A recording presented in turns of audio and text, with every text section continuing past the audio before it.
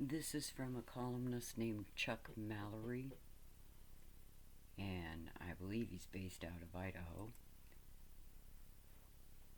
And it's titled "The Party's Over, Life Goes On." Recently, I sent a note to editors and friends saying I was stepping aside from column writing and pursuing other interests. Then the thought occurred to me that I should share my thoughts one more time.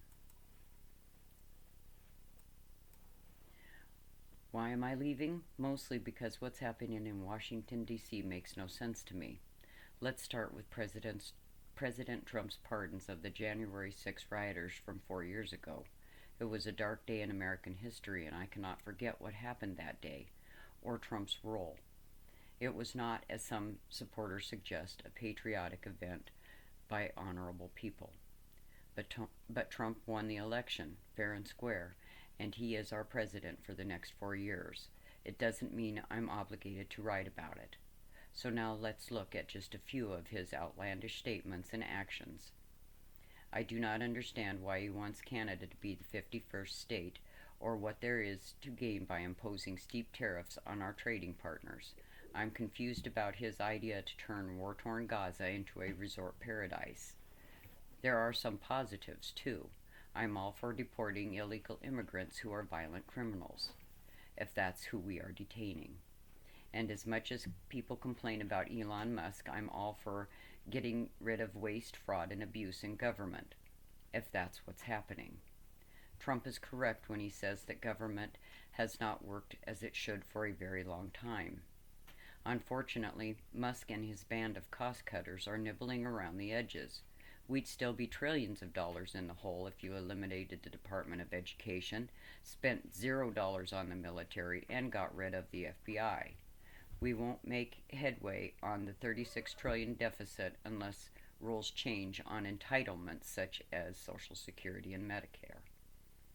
Under normal circumstances, I've relied on our congressional delegation to help sort out what's happening. It's not so easy these days. I haven't talked with Congressman Mike Simpson more than a couple of times over the last decade. I've been writing about congressional politics in some form since 1978, and he is, at least for me, the most inaccessible member of Congress I've encountered over these 47 years. Congressman Russ Fulcher, who has been a reliable source over the years, has not responded to interview requests lately. So that leaves Senators Mike Crapo and Jim Risch, who, along with almost all Senate Republicans, issue rubber stamps for the Trump administration. They've approved cabinet appointments regardless of the level of competency, and they certainly are not the ones to contact for critical views of this administration. I understand the politics, and I realize that our senators would go nowhere as outcasts. Crapo, who chairs the Finance Committee, and Risch, who chairs Foreign Relations, stand to be major players in the implementation of Trump's economic and foreign policies, and those are in enviable places to be.